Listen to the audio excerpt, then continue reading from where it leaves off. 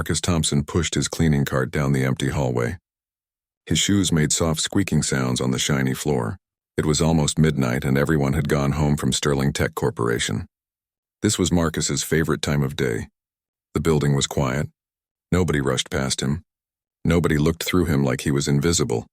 Marcus was 52 years old. He had worked as a night janitor for 15 years. His uniform was old and faded from too many washes. His hands were rough and covered with small scars from years of hard work. But his eyes were kind. When Marcus smiled, which wasn't often, his whole face changed. People who really looked at him could see that he had lived through difficult times. Tonight, Marcus was cleaning the executive floor. This was the top floor where the important people worked. The CEO's office was here. The conference rooms had thick carpets and expensive furniture. Marcus always cleaned this floor very carefully. He took pride in his work, even though most people never noticed. As Marcus emptied a trash can, he heard a sound. It was soft, like someone trying not to cry. He stopped and listened.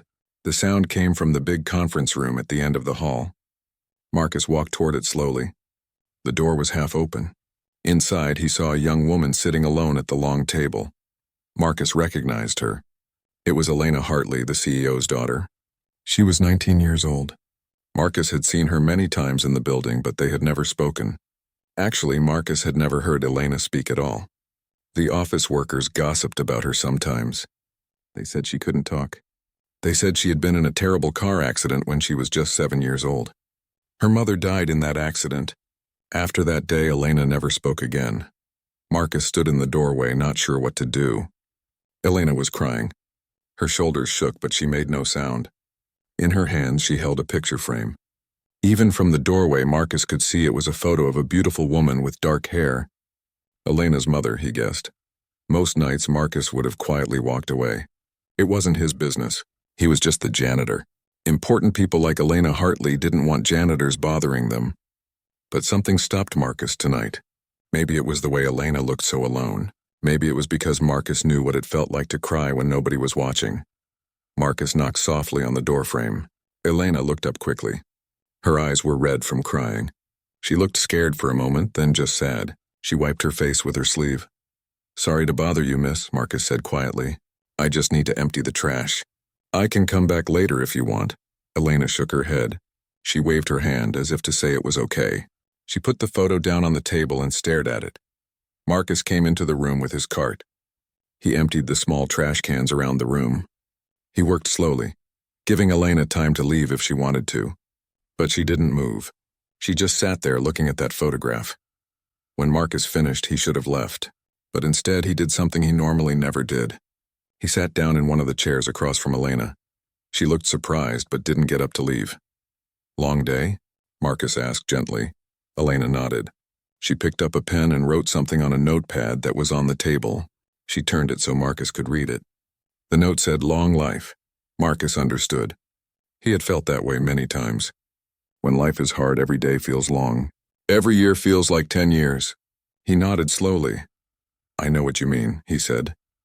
They sat in silence for a moment. Then Marcus reached into his pocket. He pulled out a small harmonica. It was old and scratched, but Marcus kept it with him always. Elena looked at it with curiosity. "My daughter gave me this," Marcus said. "A long time ago, before things got hard." Marcus put the harmonica to his lips and began to play. The music was soft and sweet. It was an old lullaby, the kind mothers sing to their babies. Marcus closed his eyes as he played. He thought about his daughter, Lily. He hadn't seen her in so many years. She was 16 now, almost a woman. Did she still remember him? Did she still remember this song? When Marcus opened his eyes, he saw that Elena was watching him. She wasn't crying anymore. Her face looked peaceful. Her fingers were tapping on the table, following the rhythm of the music. Marcus played a little longer, then stopped.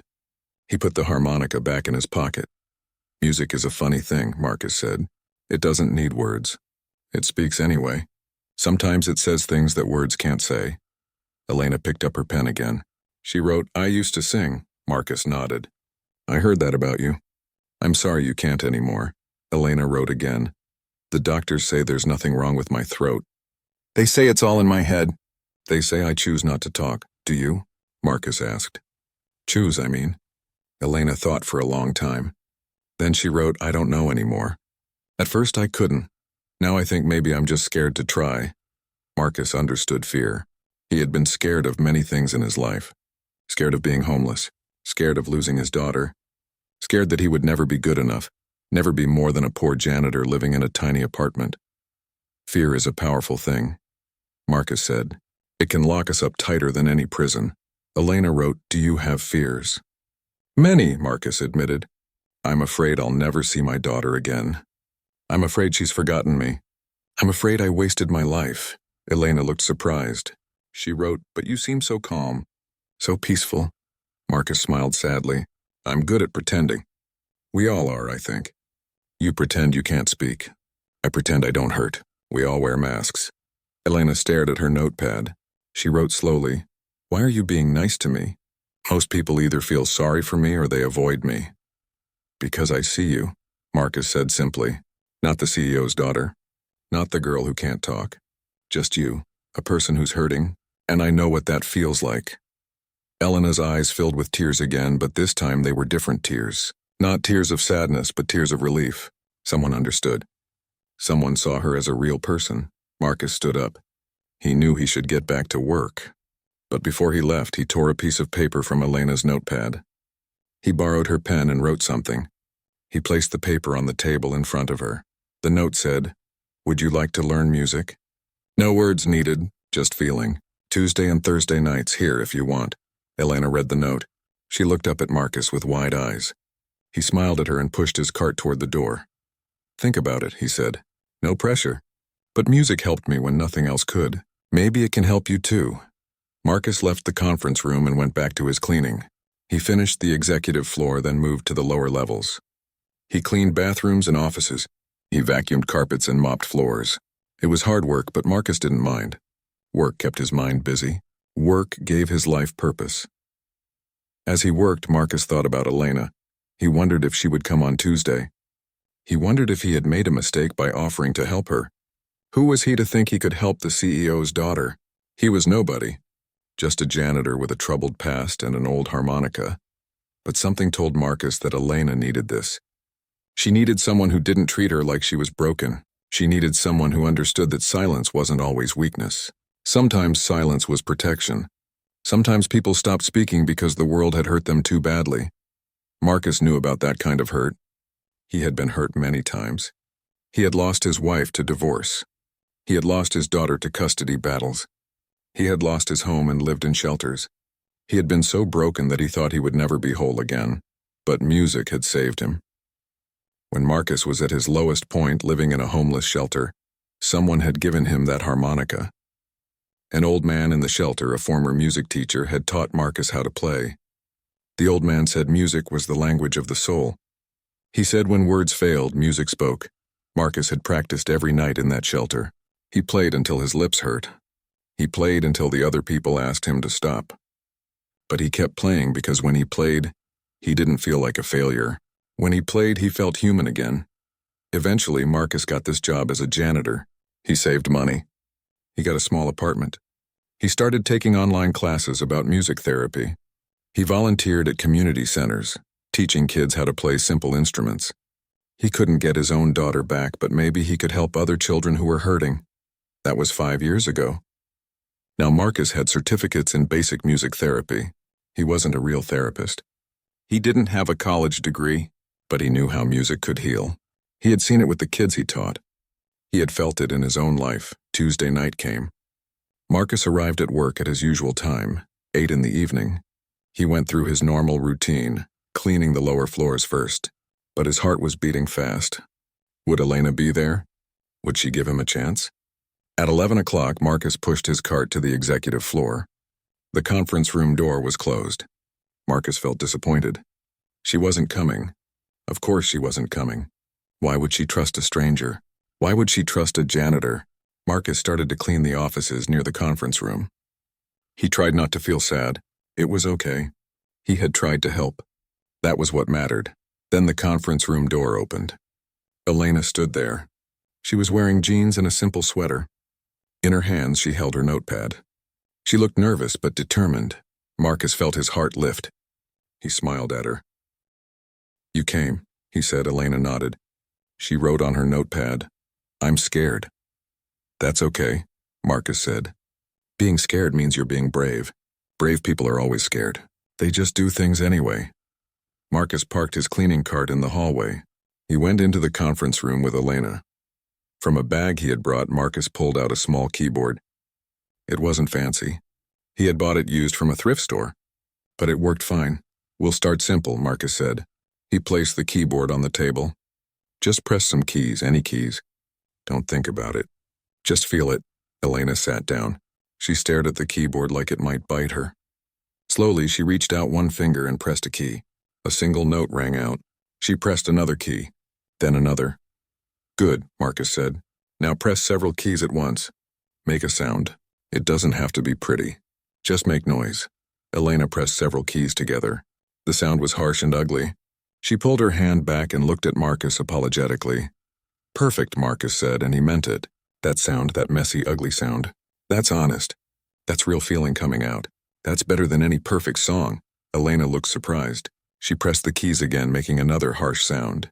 Then she pressed softer, and a gentler sound came out. She was experimenting. She was playing. For the next hour, Marcus and Elena made music together. Marcus played his harmonica. Elena pressed keys on the keyboard. Sometimes it sounded terrible. Sometimes it sounded beautiful. But always it was real. When midnight came, Marcus knew he needed to finish his work. Elena looked disappointed. She wrote, Can we do this again on Thursday? Yes, Marcus said. Same time. Same place, Elena smiled. It was a small smile, but it was real. She packed up her notepad and left. Marcus finished his cleaning with a light heart. He had helped someone tonight. Maybe not in a big way. Maybe not in a way that would change the world. But in a small way that mattered to one person. Sometimes that was enough. Thursday came. Elena was waiting in the conference room when Marcus arrived. This time Marcus brought a small guitar. It only had 4 strings and it was old, but it played. Tonight we'll learn rhythm, Marcus said. Music is about feeling the beat, feeling the pulse, like a heartbeat. Marcus showed Elena how to tap her foot while he played simple chords. She followed along, her foot tapping steadily. Then Marcus had her clap while he played. She clapped along with the music, her face concentrating. Good, Marcus said. Now you play the keyboard and keep that same rhythm. Elena played. At first she lost the rhythm. She stopped and started. But Marcus was patient. He kept playing his guitar, keeping the beat steady. Eventually Elena found it. She was playing in rhythm with him. They were making music together. When they finished, Elena was breathing hard like she had been running. But she was smiling. She wrote, I feel alive. Those 3 words made Marcus feel like his whole life had purpose. This was why he had survived all the hard times. This was why he had kept going when he wanted to give up, so that one day he could be here, helping this girl feel alive again. Week after week, Marcus and Elena met. Tuesday and Thursday nights, always at 11 o'clock. Marcus brought different instruments. Drums made from buckets, a tambourine, shakers made from bottles filled with rice. He taught Elena about rhythm and melody. He taught her about expressing feelings through sound, but mostly Marcus just listened. Not to music, but to Elena's silence. She wrote notes to him, telling him things she had never told anyone.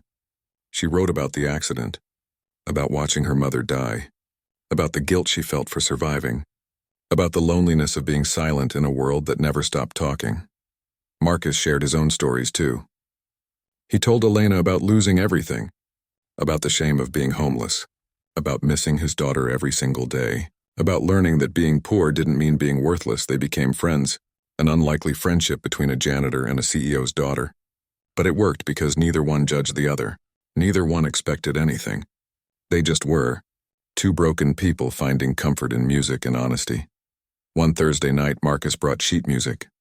It was for a simple song, just a melody, no words. I want to try something, Marcus said. I'm going to play this song on guitar. I want you to follow along on the keyboard. But there's one more thing. I want you to hum. Elena's eyes went wide. She shook her head hard. She wrote frantically, I can't make sounds with my voice. You don't have to, Marcus said gently. But I think you can. Not words. Just humming. Just sound. Can you try, for me? Elena looked terrified. Her hands were shaking. But she nodded slowly. Marcus began to play. The melody was soft and slow. Elena played along on the keyboard, her fingers finding the right notes. Marcus hummed the melody. He closed his eyes, showing Elena it was safe, showing her that making sound was natural. Nothing to fear. Then Marcus heard it, so quiet at first that he almost missed it. A humming sound, soft as a whisper. Elena was humming. Marcus kept playing, afraid that if he stopped, Elena would stop too. He kept his eyes closed. He let the music flow, and Elena hummed. The sound grew a little stronger, a little more confident. When the song ended, Marcus opened his eyes. Elena had tears running down her face, but she was smiling. She had made sound with her voice for the first time in 12 years. Marcus felt his own eyes fill with tears. "You did it," he said. "You made music with your voice," Elena wrote with shaking hands. "I forgot what it felt like." "We'll help you remember," Marcus promised. One note at a time, no rush, no pressure. As Elena left that night, Marcus felt something shift. This wasn't just about music anymore. This was about healing, real deep healing. And Marcus knew that he wasn't just helping Elena. She was helping him too. She was giving him purpose. She was reminding him that broken things could be repaired, that lost voices could be found. That hope was real. But what neither Marcus nor Elena knew was that someone had been watching, someone who would soon interfere in their friendship, someone who would judge Marcus without knowing him, someone powerful and protective and very, very suspicious. The CEO, Robert Hartley, had noticed his daughter's change in mood. And he had questions that would soon turn Marcus's world upside down. 6 weeks had passed since that first night in the conference room. Marcus and Elena met every Tuesday and Thursday without fail. Their friendship had grown in the quiet way that real friendships do. Not with big words or grand gestures, but with small moments of understanding and trust. Elena was different now. Marcus could see it. She walked with her head up a little higher. She smiled more. She even started bringing her own ideas to their music sessions. One night she brought a CD of classical music she wanted to learn. Another night she brought a book about famous singers who had overcome difficulties. Marcus was proud of her. But more than that, he was grateful. These meetings with Elena had given his life new meaning. For so many years, Marcus had just existed. He worked, he slept, he volunteered on weekends, but he didn't really live. Now for 2 nights every week, he felt like he had purpose. He was helping someone. He was making a difference. On this particular Tuesday, Marcus arrived at work with a special surprise. He had spent 3 months of his small savings to buy a real guitar. Not a cheap one with missing strings, but an actual good guitar. He had found it at a pawn shop, and the owner had given him a discount. It had taken Marcus a long time to save that money, but when he held the guitar, he knew it was worth it. Elena was already waiting in the conference room. She had started arriving early, always eager for their lessons. When she saw the guitar case, her eyes lit up. Marcus opened the case and showed her the beautiful instrument inside. "It's for you," Marcus said. Elena's mouth fell open. She shook her head and wrote quickly, "I can't accept this. It's too much." "You can and you will," Marcus said firmly but kindly. "Every musician needs their own instrument. This guitar wants to be played by you. Trust me." Elena touched the guitar gently like it was something precious and fragile. Marcus showed her how to hold it properly. He taught her where to place her fingers for basic chords.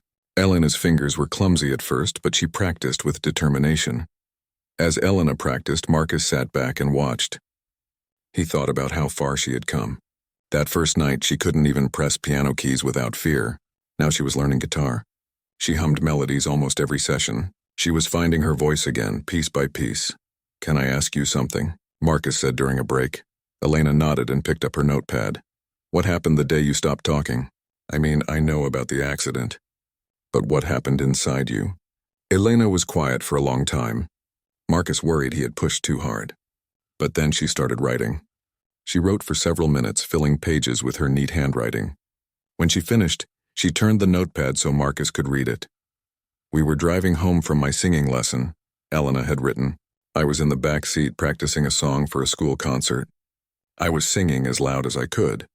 My mom was laughing. She said I would be a star someday. Then a truck ran a red light. I saw it coming. I screamed. My mom turned to look at me. She took her eyes off the road for just 1 second. We crashed. The car flipped. I was okay. But my mom, she was trapped. I tried to scream for help, but nothing came out. I tried and tried, but no sound would come. By the time help arrived, my mom was gone. I killed her with my singing. I distracted her. If I had been quiet, she would have seen the truck. She would still be alive. Marcus felt his heart break as he read those words. This poor girl had been carrying that guilt for 12 years. She believed her voice had killed her mother. No wonder she stopped speaking. In her mind, speaking was dangerous. Speaking was deadly. "Elena," Marcus said gently, "look at me." Elena looked up. Tears were streaming down her face. "It wasn't your fault," Marcus said. "The truck driver ran a red light. That's what caused the accident. Not you, not your singing. A careless driver who broke the law. You were just a child being a child. Your mother loved hearing you sing. Those were happy moments, not dangerous ones." Elena shook her head hard. She wrote, "But if I had been quiet, then your mother would have died without hearing your voice one last time." Marcus interrupted. "Elena, we can always find ways to blame ourselves. I blamed myself when I lost my daughter. I thought if I had been smarter, worked harder, made better choices, I could have kept her. But the truth is, sometimes bad things happen. Sometimes life is unfair. The question isn't whose fault it is. The question is what we do after. Do we stop living? Or do we find a way to honor the people we lost by living fully?" Elena wiped her eyes. She wrote, "How do I live fully when I'm too scared to even speak?" "One note at a time," Marcus said. "Just like you've been doing. You hummed last week. That was brave. Maybe next week you hum a little longer. Maybe next month you try a word. Or maybe you never speak again. But you play guitar like an angel. There's no right way to heal, Elena. There's only your way." Elena nodded slowly. She picked up the guitar again and played the chord Marcus had taught her. The sound was clear and beautiful. She played it again and again, losing herself in the simple repetition. Marcus could see that playing helped her calm down. Music was her therapy, just like it had been his. After that night, Elena started opening up more. She wrote to Marcus about her life. She told him about the pressure of being Robert Hartley's daughter. Everyone expected her to be perfect. They expected her to take over the company someday. But Elena didn't want that. She wanted to help people. She wanted to work with children who had experienced trauma. She wanted to use music to heal others the way Marcus had helped heal her. Marcus encouraged her dreams. He told her about his own volunteer work at community centers and homeless shelters. He explained how music could reach people when nothing else could. He shared stories of children he had helped, kids who had been abused or abandoned, kids who found hope through playing simple instruments. "I never went to college," Marcus admitted one Thursday night, "but I took online courses whenever I could afford them. I got certificates in music therapy basics. It took me years because I could only take one class at a time. But I kept going because I wanted to help people properly. I wanted to know I was doing it right." Elena wrote, "You've helped me more than all the expensive therapists my father hired. Do you know why?" Marcus shook his head. "Because you see me as a person, not a problem to fix," Elena wrote. "You never pushed me. You never made me feel broken. You just gave me space to heal at my own pace." Marcus felt humbled by her words. He had only done what felt natural. He had treated Elena the way he wished someone had treated him during his darkest days. With respect. With patience. With kindness that expected nothing in return. As the weeks turned into months, Marcus began teaching Elena more advanced techniques. He showed her how to read music properly. He taught her about different musical styles. They played duets together, Marcus on harmonica and Elena on guitar. Sometimes they recorded their sessions on Elena's phone so she could practice at home. Elena started bringing questions about music theory. She was studying on her own, watching videos online, reading books. She was becoming passionate about music in a way that reminded Marcus of himself when he first discovered its healing power. One night, Elena wrote something that surprised Marcus. "I want to perform someday. Not for fame, but to show other people who've lost their voices that it's possible to find them again." "Is that crazy?" "That's not crazy at all," Marcus said. "That's beautiful. But you don't have to rush. When you're ready, if you're ready, you'll know." Elena nodded. She wrote, "Will you help me prepare? Will you help me get ready for that day?" "Of course," Marcus promised. "For as long as you need me." But Marcus worried sometimes. He worried that he was getting too attached. He worried that Elena's father would find out about their meetings and be angry. He worried that he was overstepping boundaries. After all, he was just a janitor. Elena was the daughter of one of the richest men in the city. Their worlds were completely different. Marcus shared these worries with Elena one night. She wrote back firmly, "My father's money doesn't make him better than you. Your kindness makes you better than most people I know. Don't ever think you're not good enough, Marcus. You're one of the best people I've ever met." Those words meant more to Marcus than Elena could possibly know. He had spent so many years feeling worthless, feeling like a failure, but Elena saw value in him. She saw the person he had become, not the person he used to be. Marcus started to hope again. Maybe, just maybe, he could reconnect with his own daughter someday. If he could help Elena heal, if he could make a real difference in her life, maybe he wasn't such a failure as a father after all. Maybe Lily would give him another chance. One Thursday, Marcus brought something new to their session. It was a folder full of papers. Inside were proposals and plans for a music therapy program. Marcus had been working on it for months during his free time. The program would bring music lessons to children in hospitals, shelters, and low-income schools. "I've been saving money," Marcus explained. "I've been talking to community centers and schools. I think I can start a small program. Nothing fancy, but something real. Something that helps kids like you who need music to heal." Elena read through the papers carefully. Her eyes were shining. She wrote, "This is wonderful, Marcus. But you need more money to make it really work. You need instruments, space, maybe helpers." Marcus shook his head immediately. "No, I don't want handouts. I don't want people to think I'm using you for money. That's not what this is about." Elena wrote insistently, "You're not using me. I want to help. This program could change lives. Why does it matter where the money comes from?" "Because I need to do this myself," Marcus said. "I need to prove that I can build something good, not because someone gave me money, but because I worked for it. Does that make sense?" Elena nodded slowly. She wrote, "I understand. But promise me that if you can't get the grants, you'll let me help. Promise me you won't give up on this dream." Marcus promised, though he hoped it wouldn't come to that.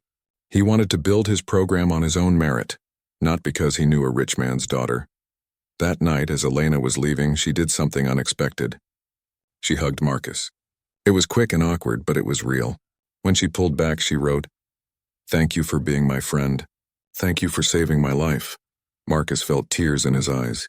"You saved mine too," he said softly. "You reminded me why I survived all the hard times, so I could be here for you." As Marcus cleaned the rest of the building that night, he felt happy, truly happy for the first time in years. He had a friend. He had purpose.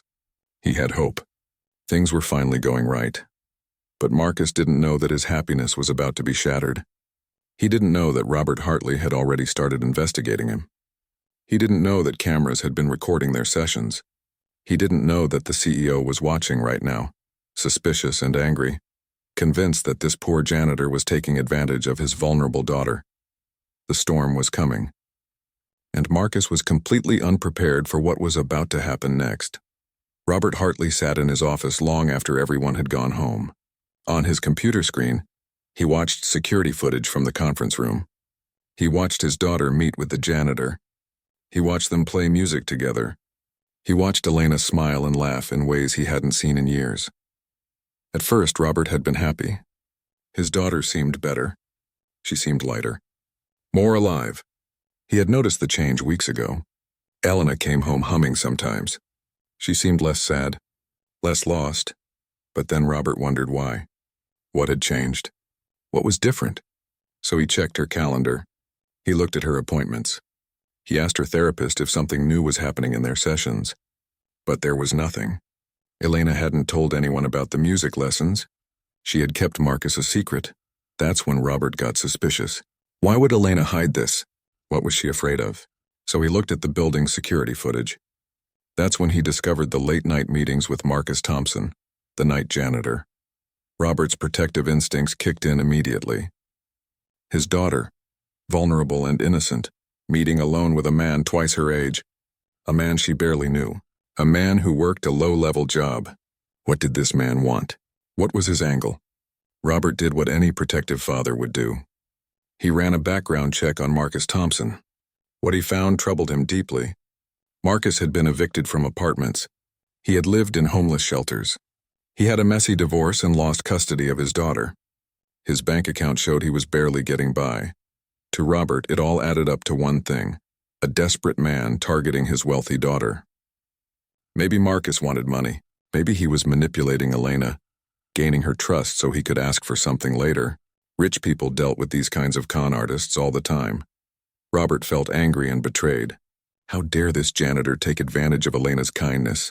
How dare he use her loneliness for his own gain? Robert decided he needed to act fast before this situation got worse. He made a plan. Tomorrow he would confront Marcus Thompson. He would fire him on the spot. He would threaten him if necessary. Whatever it took to keep his daughter safe. Robert had lost his wife in that terrible accident 12 years ago. He would not lose his daughter, too. Not to some poor janitor with a sob story and bad intentions. Robert watched more footage. He saw Marcus teaching Elena to play guitar. He saw them laughing together. He saw Elena hug Marcus before leaving. Each image made Robert angrier. That janitor had no right to touch his daughter. No right to be in her life. Robert didn't see what Marcus saw. He didn't see a girl healing. He didn't see genuine friendship. He didn't see kindness without agenda. All Robert saw was a threat, and he was going to eliminate that threat first thing tomorrow. Marcus had no idea that his world was about to come crashing down. As he finished his shift that night, he whistled a happy tune. He thought about Elena's progress. He thought about his music therapy program.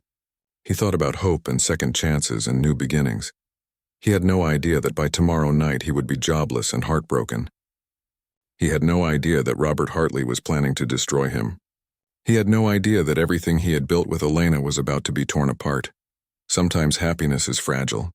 Sometimes it can be destroyed by misunderstanding and fear. Sometimes good intentions aren't enough to protect you from people who have power and don't bother to understand the truth. Marcus was about to learn that lesson the hard way, and Elena was about to lose the one person who truly understood her, the one person who had helped her find her voice again. All because her father loved her too much to see clearly. All because Robert Hartley couldn't imagine that a poor janitor might actually be a good person who wanted nothing except to help. The next day would change everything. For Marcus, for Elena, for Robert too. The truth would come out eventually, but not before damage was done. Not before trust was broken. Not before Marcus felt the pain of being judged by his past instead of his present. The storm was coming. And none of them were ready. Marcus arrived at work Tuesday evening feeling good. The sun was setting, painting the sky orange and pink. It was a beautiful evening. Marcus hummed to himself as he changed into his work uniform in the employee locker room. Tonight was his night to meet with Elena. He had prepared a new song to teach her. Marcus gathered his cleaning supplies and started his usual routine. He began on the ground floor, working his way up. He cleaned offices, emptied trash cans, mopped floors. The building was mostly empty. A few people worked late, but they barely noticed Marcus. He was used to being invisible. Around 7 o'clock, Marcus was cleaning the third-floor hallway when he heard footsteps behind him. He turned around and saw Robert Hartley walking toward him. Marcus recognized the CEO immediately. Everyone in the building knew what Robert Hartley looked like. His picture was in the lobby and in every annual report. Marcus felt nervous. The CEO had never spoken to him before, had never even looked at him as far as Marcus could remember. Why was he here now? Why was he looking at Marcus with such hard eyes? "Marcus Thompson?" Robert asked. His voice was cold. "Yes, sir," Marcus said. "Is something wrong? Did I miss cleaning something?" "Come with me," Robert said. It wasn't a request. It was an order.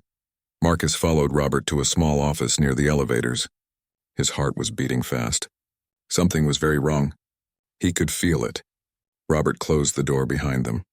The small office suddenly felt even smaller. "I know about you and my daughter," Robert said. His voice was sharp like a knife. Marcus felt his stomach drop. "Sir, I can explain." "Explain what?" Robert interrupted. "Explain why you've been meeting secretly with Elena. Explain why a 52-year-old janitor is spending time alone with my 19-year-old daughter. Explain what your plan is." "My plan?" Marcus was confused. "Sir, I don't have a plan. I've just been teaching Elena some music." "That's all? That's all?" Robert laughed, but it wasn't a happy laugh. It was bitter and angry. Do you think I'm stupid? I ran a background check on you, Mr. Thompson. I know all about your past. I know you've been evicted multiple times. I know you lived in homeless shelters.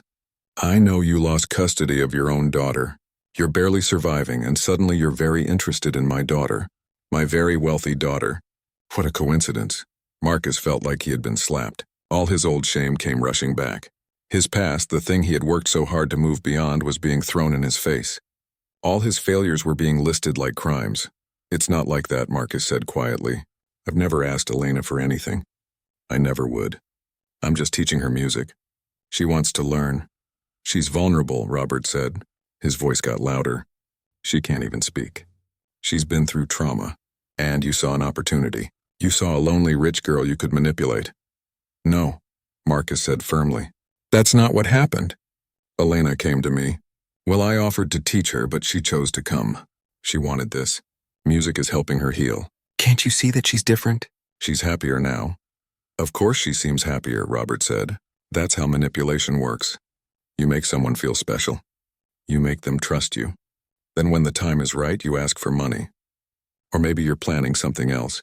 Maybe you want her to feel sorry for you. Maybe you're already asking for things. Marcus felt anger building in his chest. He had dealt with people judging him before. People who looked at his worn clothes and assumed he was worthless. People who heard about his past and decided he was a failure.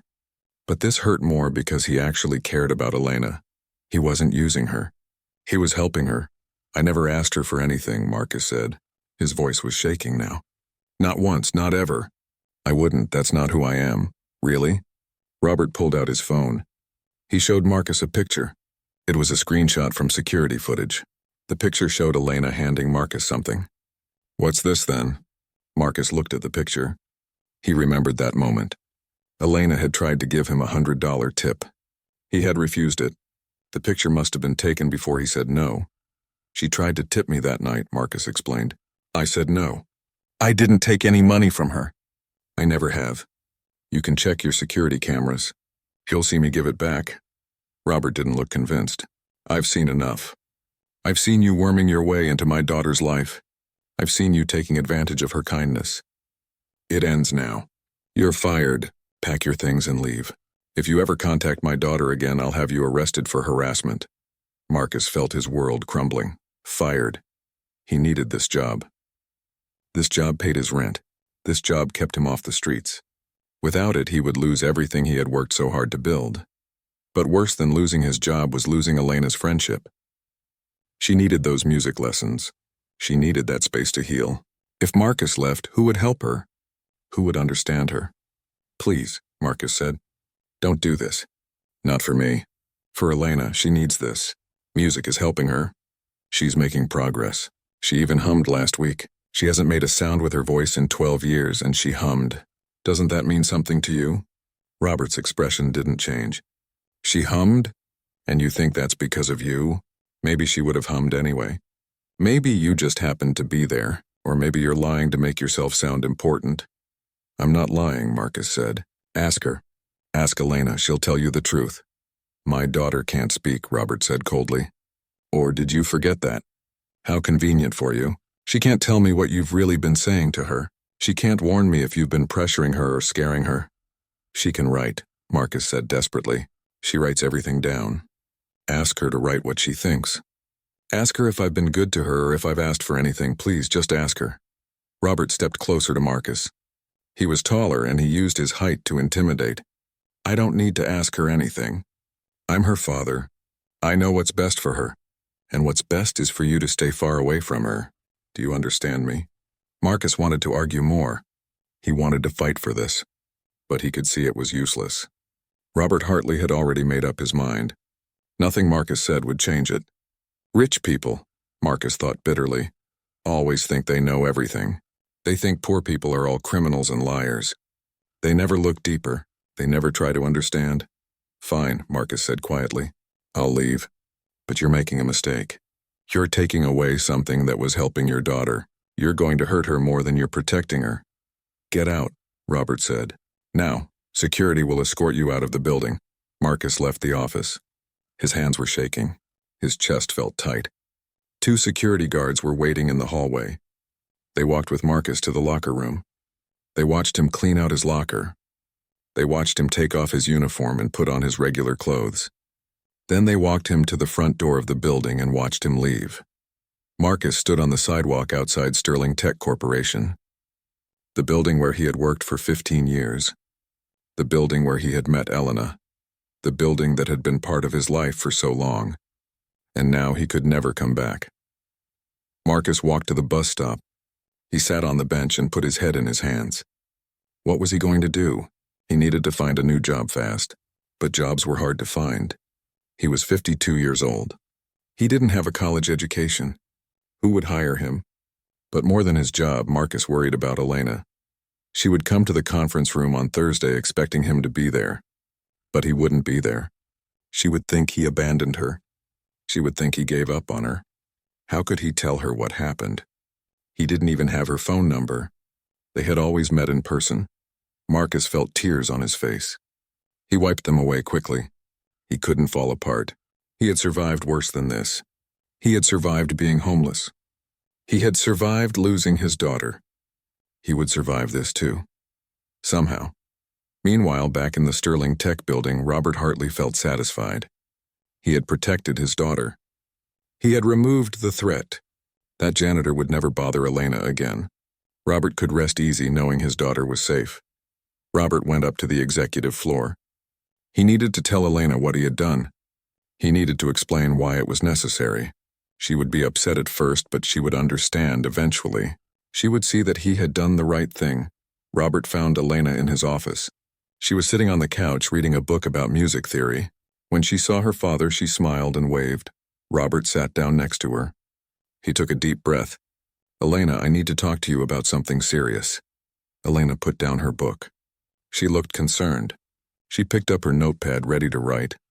"I found out about your meetings with the janitor," Robert said. "Marcus Thompson." Elena's eyes went wide. She wrote quickly, "You know about Marcus?" "Yes," Robert said. "And I've fired him. He won't be working here anymore. I don't want you to see him again." Elena stared at her father like he had just spoken a foreign language. She wrote frantically, "What? Why? Why would you fire him?" "Because he was taking advantage of you," Robert said. He tried to keep his voice calm. "Elena, he's a poor man with a troubled past. He saw an opportunity to use you. I had to protect you." Elena shook her head hard. She wrote so fast her handwriting was messy. "No, you don't understand. Marcus wasn't using me. He was helping me. He's my friend." Robert had never seen his daughter this upset. She was always so calm, so quiet. But now she looked angry, really angry. "Elena, calm down," Robert said. "I know you're upset, but..." Elena wrote, "Marcus helped me more than anyone ever has. He taught me music. He helped me hum again. He made me feel like a person, not a broken thing. And you fired him? How could you?" "I did it to protect you," Robert said. He was getting frustrated now. "Why can't you see that?" Elena wrote, "I don't need that kind of protection. I need friends. I need people who believe in me. Marcus believed in me. You just see me as someone to protect, someone weak. But Marcus saw me as strong." "You are weak," Robert said, then immediately regretted it. "I mean, you're vulnerable. You can't speak. You've been through trauma. People can take advantage of that." Elena's eyes filled with tears. She wrote, "You think I'm weak. That's the problem. You've always thought I'm weak.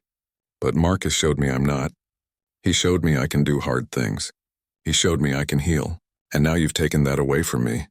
Elena grabbed her bag and ran out of the office. Robert called after her, but she didn't stop. He heard the elevator doors open and close.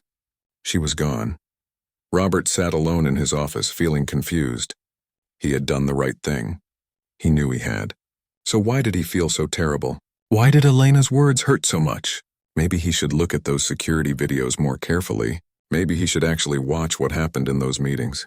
Maybe he had been too quick to judge. But no, he was right. He had to be right. He was protecting his daughter. That's what fathers do. Robert tried to work, but he couldn't concentrate. Elena's words kept echoing in his head. "You think I'm weak?" Did he think that? He didn't mean to. He just wanted to keep her safe. Was that so wrong? Thursday night came.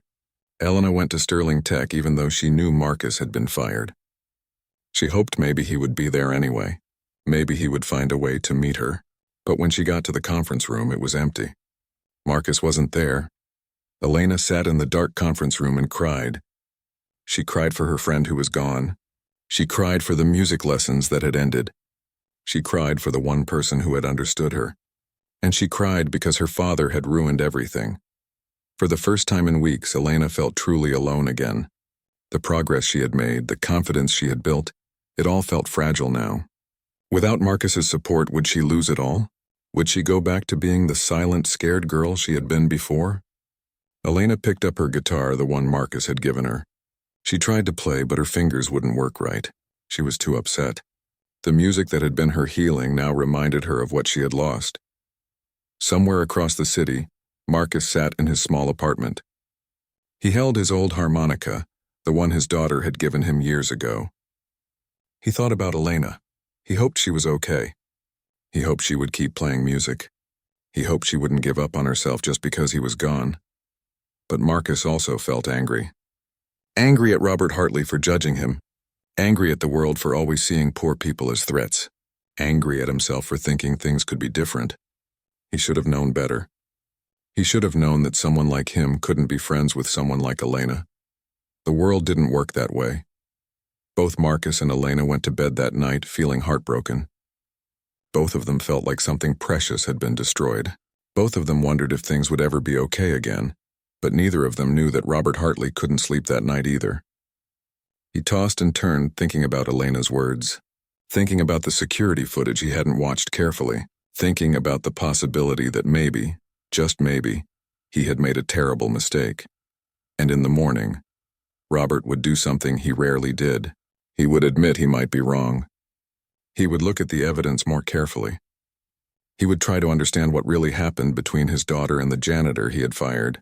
The truth was about to come out. But would it be too late? Would the damage already be too great to repair? Only time would tell. Robert Hartley couldn't eat breakfast. The food tasted like nothing. His coffee sat untouched on the table. He kept thinking about Elena's face when she ran out of his office. He kept hearing her words, "You think I'm weak." Elena hadn't come home last night. She had sent Robert a text saying she was staying at her friend Sarah's apartment. The message was short and cold. Robert had tried calling, but Elena didn't answer. She was really angry with him, more angry than he had ever seen her. Robert went to his home office. He opened his laptop and pulled up the security footage from Sterling Tech. This time he would watch it carefully. Really watch it. Not just look for evidence of what he already believed, but look for the truth, whatever that truth might be. Robert started with the first night Marcus and Elena met. He watched Marcus cleaning the hallway. He watched Elena sitting alone in the conference room crying. He watched Marcus notice her and approach carefully. There was nothing aggressive in Marcus's body language. Nothing threatening. He looked gentle, concerned. Robert watched Marcus sit down and pull out a harmonica. He watched Elena's face as Marcus played. She stopped crying. She looked peaceful. Robert felt something twist in his chest. When was the last time he had seen his daughter look peaceful? The footage continued. Marcus talked to Elena. Robert couldn't hear what was being said, but he could read Marcus's lips sometimes. He saw Marcus write something on paper and leave it for Elena. Robert zoomed in on the paper. He could just barely read it. "Would you like to learn music?" No words needed. Just feeling. Robert watched footage from the next meeting. Elena came early, waiting in the conference room. She looked nervous but excited. Marcus arrived with a small keyboard. He showed Elena how to play. Robert watched his daughter press keys, making sounds. She was concentrating hard. She looked alive in a way Robert hadn't seen in years. Robert spent hours watching footage. He watched Marcus bring different instruments. He watched him teach Elena with endless patience. He watched Marcus refuse money that Elena tried to give him. He watched them laugh together. He watched Elena hug Marcus before leaving one night, and he watched Marcus look surprised and happy, like that hug meant the world to him. But what really changed Robert's mind was the footage with audio. He found the night when Elena had written about the accident, about her guilt over her mother's death. Robert turned up the volume and listened to Marcus's response. "It wasn't your fault," Marcus said on the recording. "The truck driver ran a red light. That's what caused the accident, not you. Not your singing. Robert felt tears in his eyes. Elena had never told him she blamed herself for the accident. In all these years, she had never written those words to him. But she had told Marcus. She had trusted Marcus with her deepest pain. Robert listened to Marcus continue. We can always find ways to blame ourselves. I blamed myself when I lost my daughter. I thought if I had been smarter, worked harder, made better choices, I could have kept her. But the truth is, sometimes bad things happen. Sometimes life is unfair. The question isn't whose fault it is. The question is what we do after. Robert paused the video. Marcus had a daughter he had lost. Robert had been so focused on Marcus's failures that he hadn't thought about Marcus's pain. This man knew loss. He knew regret. He understood what Elena was going through in a way Robert never could. Robert kept watching. He saw the night Elena hummed for the first time. He saw Marcus's face light up with pure joy. He saw Elena crying with happiness. This was real. This wasn't manipulation. This was genuine care and genuine healing. Robert sat back in his chair. He felt sick to his stomach. What had he done? He had fired a good man. He had taken away something that was truly helping his daughter. He had judged Marcus based on his bank account and his past, not on his character or his actions. Robert thought about Marcus's background check. Yes, Marcus had been evicted. Yes, he had lived in shelters. Yes, he had lost custody of his daughter. But those weren't crimes. Those were circumstances. Those were the results of poverty and hardship. They didn't make Marcus a bad person. They made him someone who had struggled and survived. Robert felt ashamed. He was a wealthy man who prided himself on being smart and fair. But he had been neither smart nor fair. He had been prejudiced. He had judged a man for being poor. He had assumed the worst without looking for the truth. Robert picked up his phone. He needed to find Marcus. He needed to apologize, but how? He didn't have Marcus's phone number. He didn't know where Marcus lived. He had fired Marcus so quickly that he didn't even get contact information. Robert called his HR department. I need the address and phone number for Marcus Thompson, he said. The janitor I fired yesterday. The HR person gave him the information. Robert wrote it down. Then he made another call to his head of security. I need you to pull all documentation on the music therapy program Marcus Thompson was developing. Any proposals he submitted, any paperwork he filed with the company, everything. An hour later, Robert had a folder on his desk. Inside were Marcus's carefully written proposals for a music therapy program. Robert read through them slowly. The writing was simple but passionate. Marcus explained how music could help traumatized children. He included research studies. He included testimonials from kids he had already helped through his volunteer work. He included a budget that was modest and realistic. At the bottom of one proposal, Marcus had written, I'm not a rich man. I can't donate millions, but I can donate my time, my knowledge, and my heart. Sometimes that's worth more than money. Robert felt more ashamed with every page he read. This wasn't a con artist's plan. This was a dream from someone who truly wanted to help others. Marcus wasn't after money or fame. He just wanted to use music to heal children the way music had healed him. Robert found letters of recommendation from the community centers where Marcus volunteered. The letters praised Marcus's patience, kindness, and skill. They described him as reliable, trustworthy, and compassionate. One letter from a shelter director said, Marcus Thompson is one of the best people I've ever known. He gives everything he has to help others, even though he has so little himself. Robert closed the folder. He knew what he had to do. He grabbed his car keys and left his house. He drove to the address HR had given him. It was in a poor neighborhood. The buildings were old and the streets were cracked. Robert felt uncomfortable as he parked his expensive car. He realized this was probably how Marcus felt every day at Sterling Tech, surrounded by wealth he could never have. Robert found Marcus's apartment building. It was old but clean. He climbed the stairs to the third floor and knocked on apartment 3C. He waited. He heard footsteps inside. Then the door opened. Marcus stood there looking surprised and confused.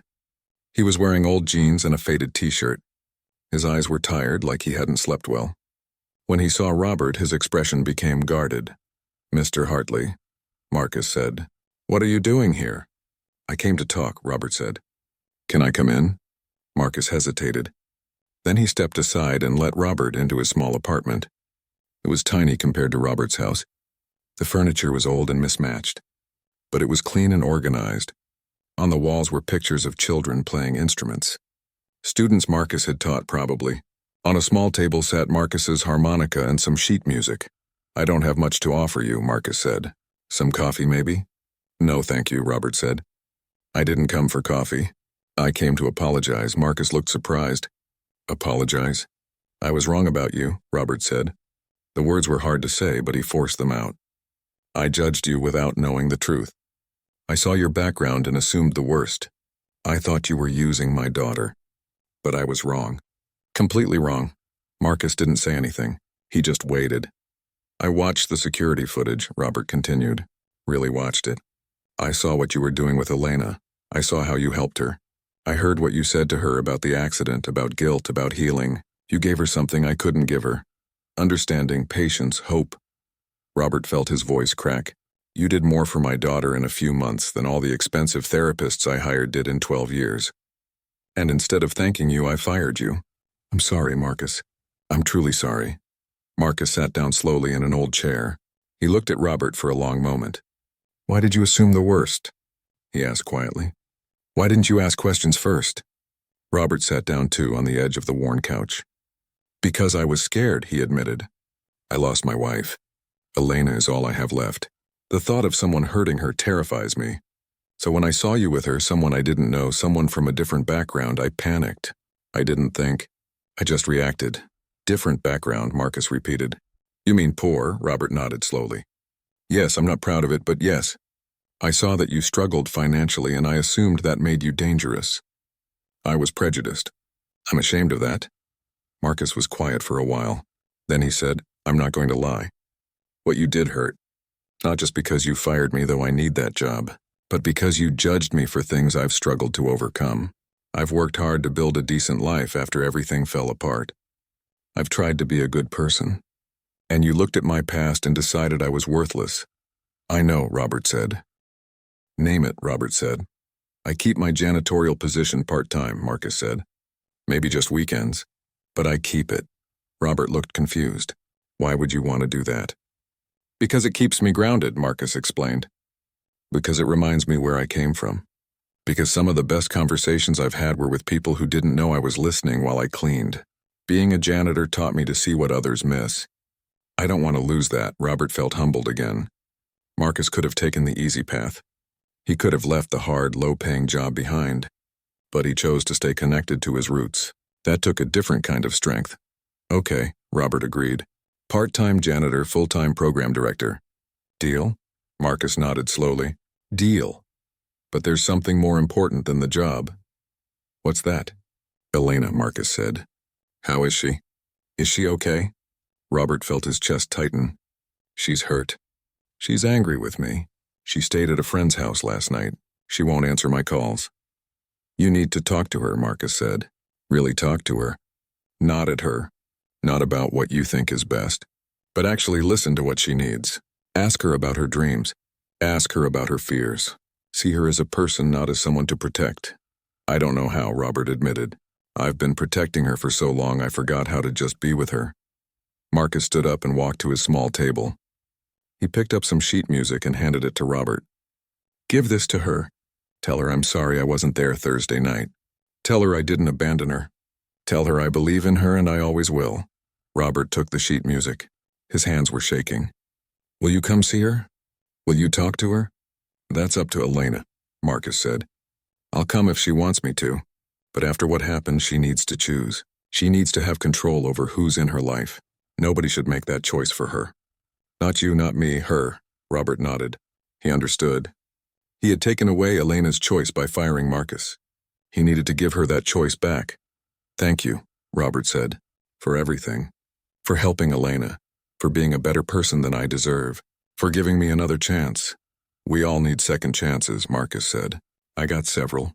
I'd be a hypocrite if I didn't give you one too." Robert left Marcus's apartment feeling lighter but also heavier. Lighter because he had made things right with Marcus. Heavier because he still needed to face Elena. He still needed to admit to his daughter that he had been wrong. That was going to be harder than apologizing to Marcus. Robert drove to Sarah's apartment where Elena was staying. He knocked on the door. Sarah answered, looking protective. Is Elena here? Robert asked. I need to talk to her. Sarah looked back into the apartment. Then she stepped aside. Elena was sitting on the couch, her guitar next to her. When she saw her father, her expression was cold. Robert came in and sat in a chair across from Elena. Sarah went to her room to give them privacy.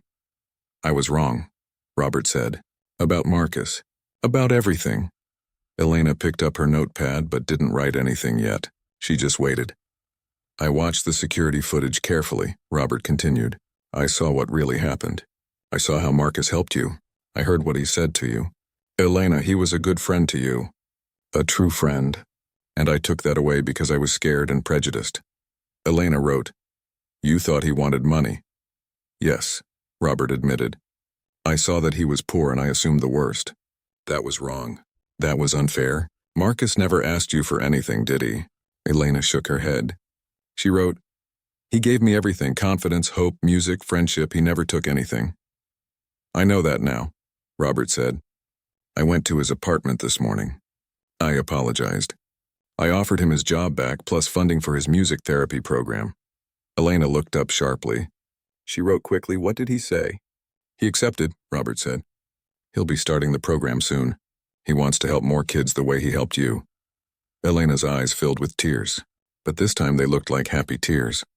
She wrote, Can I see him? That's up to you, Robert said. He said you should choose. He'll come if you want him to, but it needs to be your decision. Elena nodded. She wrote, I want to see him. I want to tell him thank you. I want to keep learning music from him. Then you will, Robert promised. He handed her the sheet music Marcus had given him. He asked me to give you this. He said he's sorry he wasn't there Thursday. He said he believes in you. Elena took the sheet music with shaking hands. She looked at it and fresh tears rolled down her cheeks. She put the paper down and picked up her notepad. She wrote for a long time. Then she showed Robert what she had written. Dad, I know you love me. I know you were trying to protect me, but I don't need protection from everyone. I need you to trust me. I need you to trust that I can tell the difference between someone who's good and someone who's bad. Marcus is good. One of the best people I've ever known. He saw me as strong when everyone else saw me as broken. He never pitied me. He challenged me. He believed I could do hard things. That's what I needed, not protection. Belief. Robert read his daughter's words and felt his heart break and heal at the same time. She was right. He had been protecting her so much that he stopped believing in her. He stopped seeing her strength. I'm sorry, Robert said. I'll do better. I'll trust you more. I'll try to see you the way Marcus sees you, as strong as capable, as a person who's healing, not a person who's broken. Elena smiled. It was a real smile. She stood up and hugged her father. Robert held his daughter and realized this was the first real hug they had shared in months, maybe years. When they pulled apart, Elena picked up her notepad and wrote, I want to do something. Something big. Something that matters. What? Robert asked. Elena wrote, I want to help Marcus with his program. I want to use my voice, my music, to help other kids. I'm not ready to talk yet, but I can play guitar. I can hum. I can show other traumatized kids that healing is possible. Will you help me do that? Robert felt pride swell in his chest. His daughter wasn't just healing. She was growing. She was becoming someone who wanted to help others. Marcus had done this. Marcus had shown Elena that her pain could have purpose. Yes, Robert said. I'll help you do whatever you want to do. I believe in you, Elena. I'm sorry it took me so long to show it. Elena hugged her father again. Then she picked up her phone and texted someone. A moment later, she showed Robert the message. It was to Marcus. Can we meet tomorrow? I miss my friend. Marcus's reply came quickly. Yes, same time, same place. I missed you too. Robert watched his daughter smile at her phone. He realized that this was what happiness looked like. This was what healing looked like. Not protection. Not isolation. But connection, friendship, purpose, trust. Robert had almost destroyed all of that with his fear and prejudice. But thanks to Elena's strength and Marcus's grace, they had all gotten a second chance. A chance to do things right.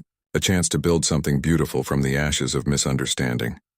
Sometimes the best things in life come from the most unexpected places. Sometimes the people we overlook are the ones who have the most to teach us. Sometimes admitting we're wrong is the bravest thing we can do. Robert had learned all of that in one day, and he would spend the rest of his life trying to be worthy of the second chance he had been given.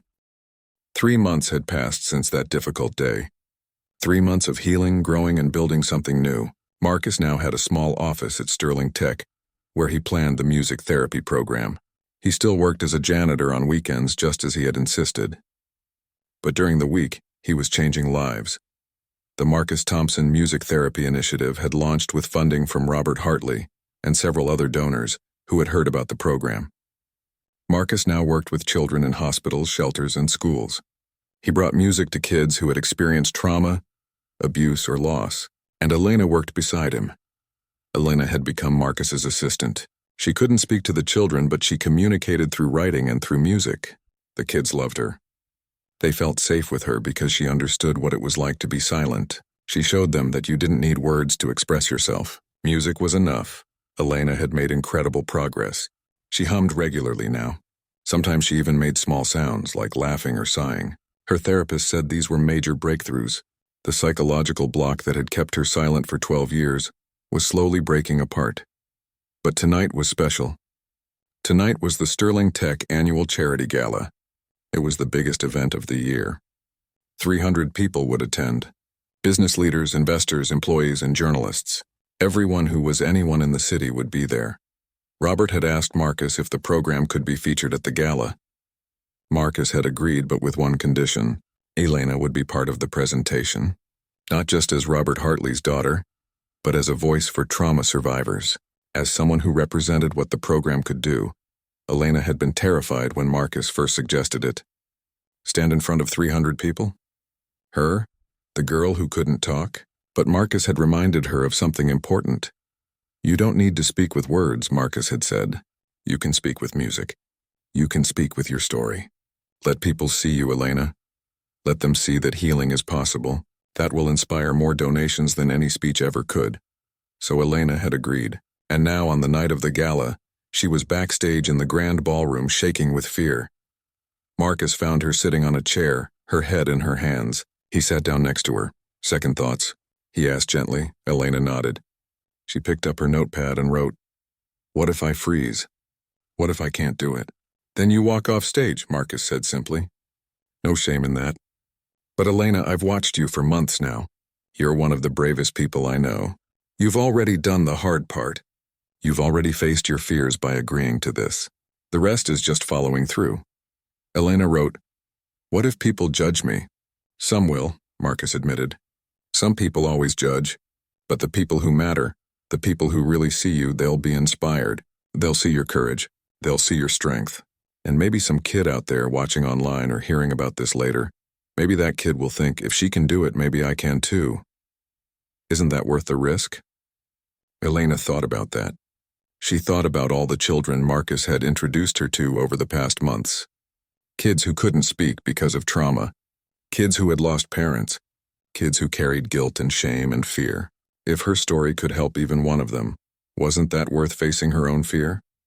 Elena nodded slowly. She wrote, "Okay, I'll do it." "For them," Marcus smiled.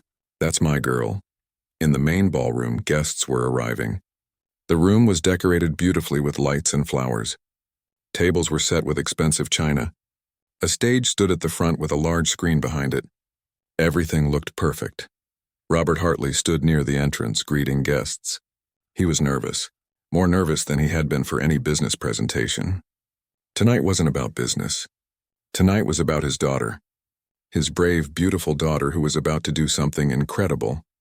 Sarah, Elena's best friend, arrived and gave Robert a hug. "Elena's going to be amazing," Sarah whispered. "I'm so proud of her." "Me too," Robert said. His voice was thick with emotion. Finally, it was time. The lights dimmed. People took their seats. Robert walked onto the stage. The room fell silent. "Good evening," Robert said into the microphone. "Thank you all for coming to our annual charity gala.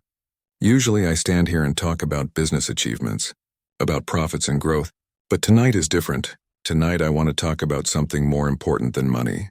I want to talk about healing, about second chances, about seeing people for who they really are, not who we assume them to be." Robert paused.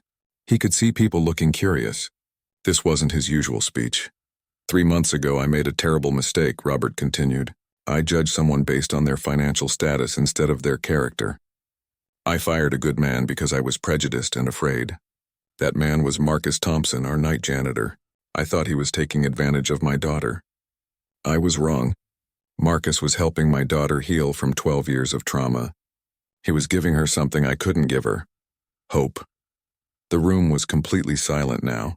People were leaning forward, listening carefully. Tonight I want to introduce you to two people who have taught me more about courage and kindness than any business book ever could, Robert said. My daughter Elena and my friend Marcus Thompson. The audience applauded. Marcus walked onto the stage in his weekend janitor uniform. He had refused to wear a suit. He wanted people to see him as he really was. A working man. A humble man. A man who found dignity in service. Then Elena walked out. She wore a simple blue dress. Her guitar was strapped across her back. She looked terrified, but she kept walking. She stood next to her father and Marcus. Robert stepped back. This was their moment, not his. Marcus spoke into the microphone. My name is Marcus Thompson. I'm a janitor. I'm also someone who lived in homeless shelters. Someone who lost custody of his daughter. Someone who has made many mistakes in his life. But I'm also someone who believes in the power of music to heal. And I'm someone who had the honor of watching Elena Hartley find her voice again. Marcus gestured to the screen behind them. Images appeared. Pictures of children in hospitals playing small instruments. Kids in shelters learning guitar. Teenagers in group homes drumming on buckets. All of them were smiling. All of them looked alive. These are some of the children we've helped through the Marcus Thompson Music Therapy Initiative, Marcus said. Kids who have experienced trauma. Kids who thought they were broken, but music showed them they weren't broken. They were just hurt. And hurt things can heal. More images appeared. Statistics about childhood trauma. Numbers about how many children needed help but couldn't afford therapy. Facts about how music therapy could change brain patterns and help people process trauma.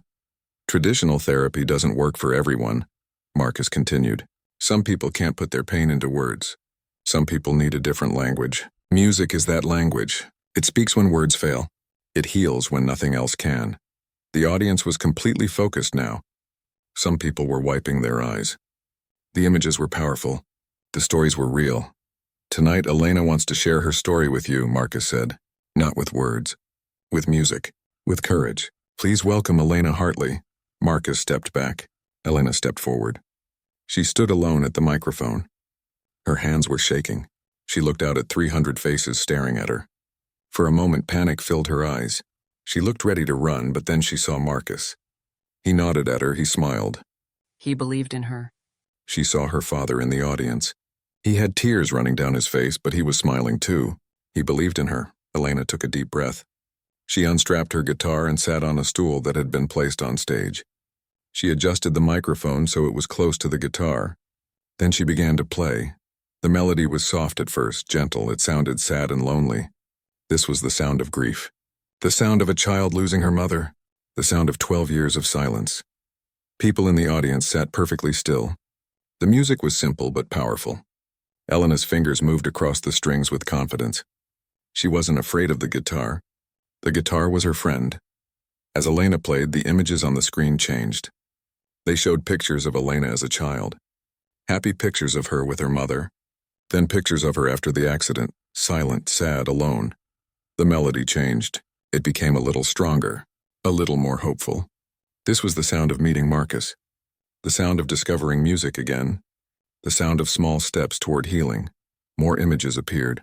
Pictures of Elena learning to play keyboard. Pictures of her with the guitar Marcus had given her. Pictures of her smiling again.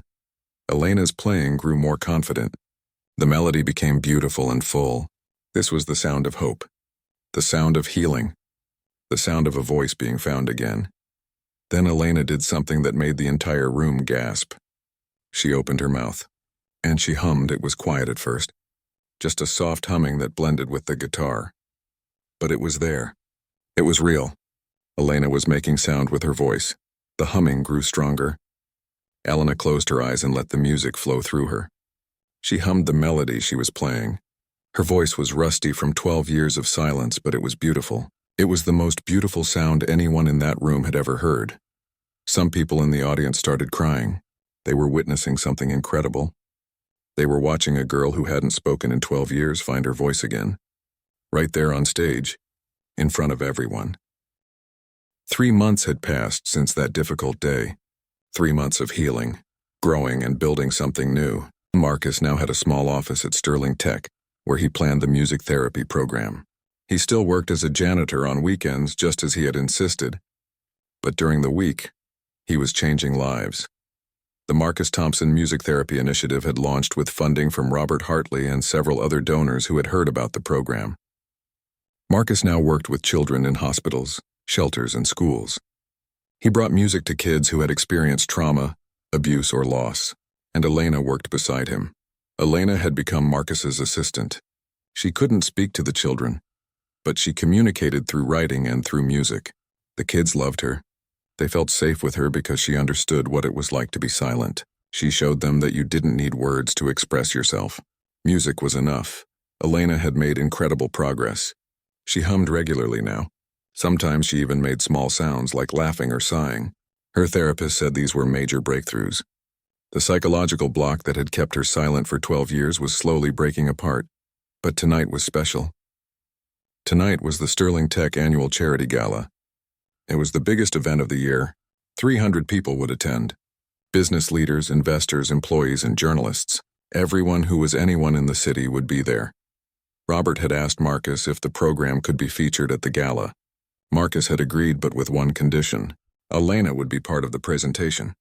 Not just as Robert Hartley's daughter, but as a voice for trauma survivors, as someone who represented what the program could do.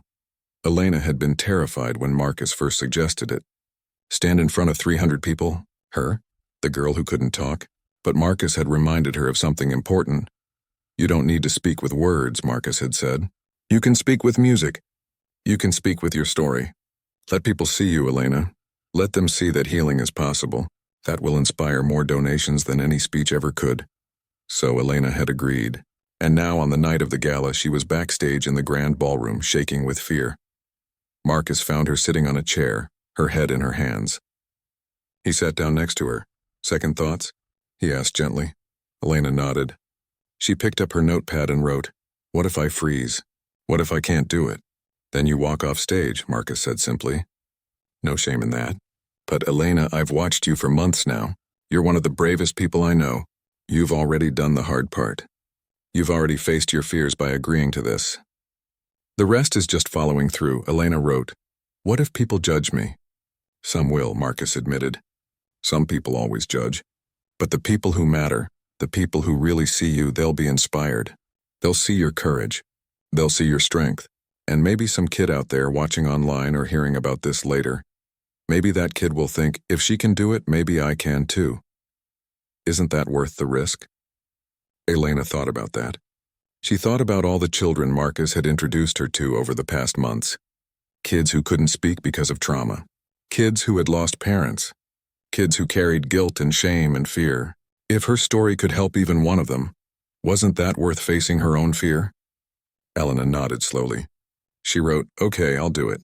For them, Marcus smiled. "That's my girl." In the main ballroom, guests were arriving.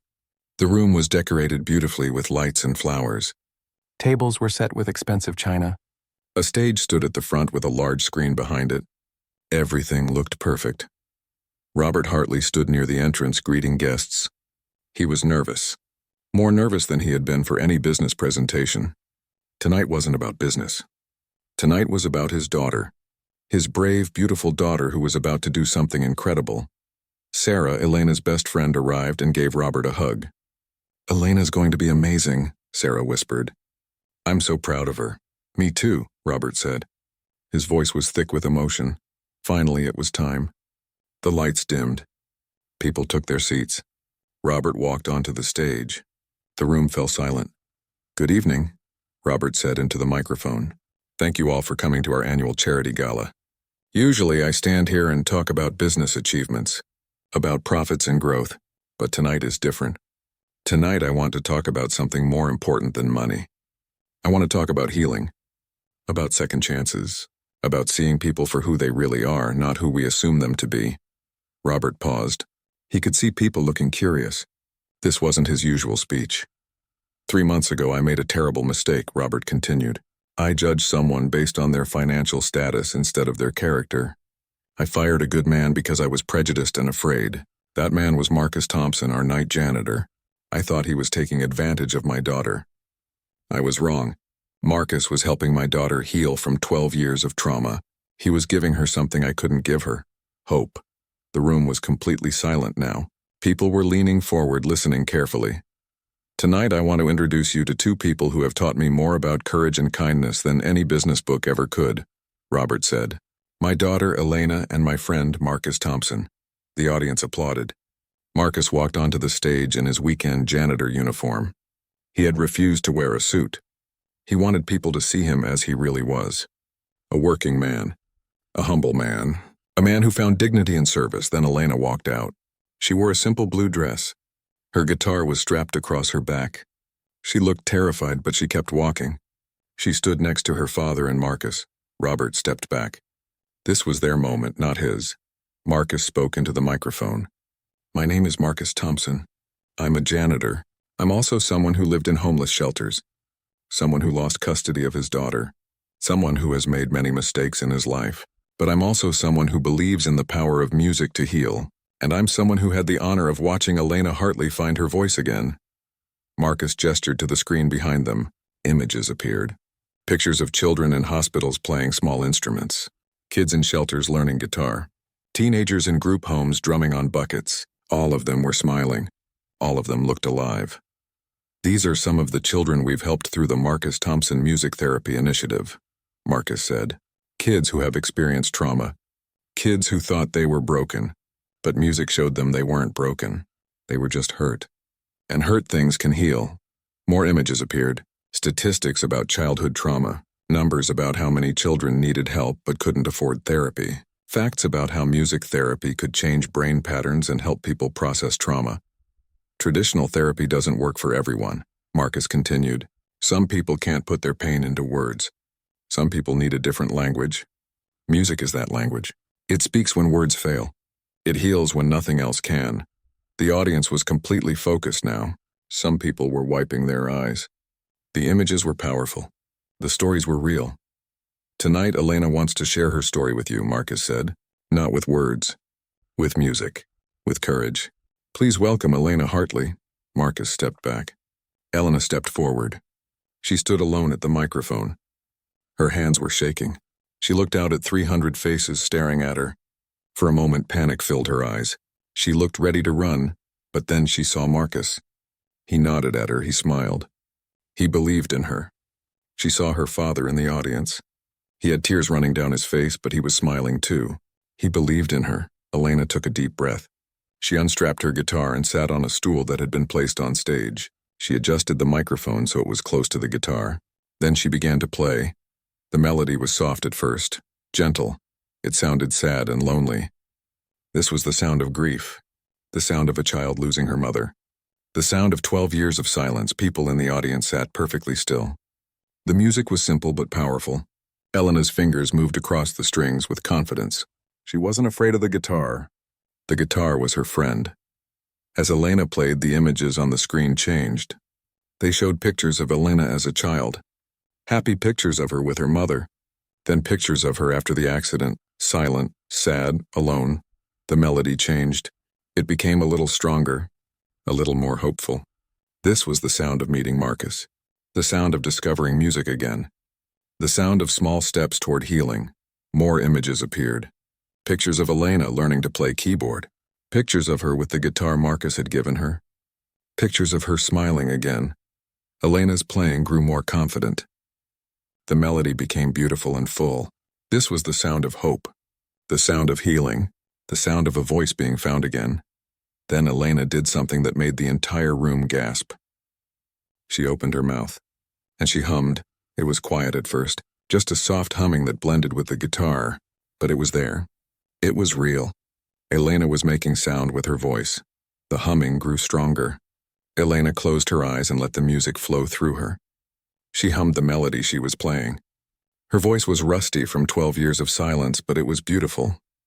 It was the most beautiful sound anyone in that room had ever heard. Some people in the audience started crying. They were witnessing something incredible. They were watching a girl who hadn't spoken in 12 years find her voice again. Right there on stage, in front of everyone.